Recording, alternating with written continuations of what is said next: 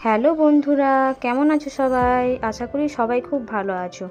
আগের ভিডিওতেই দেখিয়েছিলাম আমরা রামপুরহাটের মুনসুবা মোড়ে তারাপীঠ তোরণে পৌঁছে গিয়েছিলাম। সেখান থেকে অটো ধরে আমরা চললাম আমাদের হোটেলের উদ্দেশ্যে। বাসে 8 থেকে 9 ঘন্টা জার্নি করে চোখ মুখের অবস্থা খুব খারাপ হয়ে গেছে। তারাপীঠ তোরণ থেকে তারাপীঠ মন্দির যাওয়ার জন্য আপনারা বাস থেকে নেমে এখানে অ্যাভেলেবল অটো ও বাস সব পেয়ে যাবেন। এখানের অটোগুলো রামপুরহাট স্টেশন থেকেও ছাড়ে।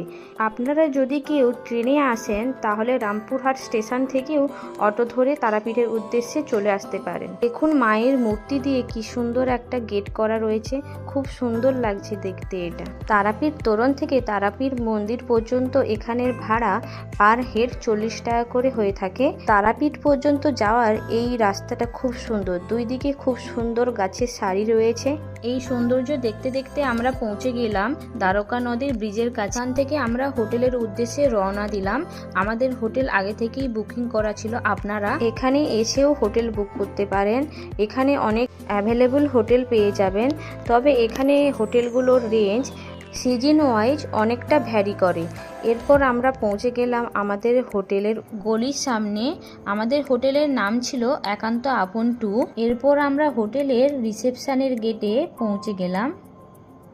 রিসেপশানে সমস্ত ফর্মালিটিজ পূরণ করে চেক ইন করলাম আমাদের রুমের উদ্দেশ্যে। আমরা নিয়ে নিয়েছিলাম একটি এসি রুম। রুমটা মোটামুটি পরিষ্কার পরিচ্ছন্ন ছিল। এখানকার এসি রুমগুলো 1000 টাকা থেকে স্টার্টিং হয় এবং এখানে বাথরুমটাও মোটামুটি পরিষ্কার পরিচ্ছন্ন ছিল।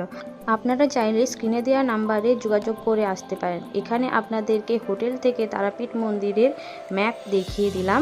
আমার ভিডিওটি ভালো লাগলে লাইক, শেয়ার, সাবস্ক্রাইব করে দিও। থ্যাংক ইউ সবাই।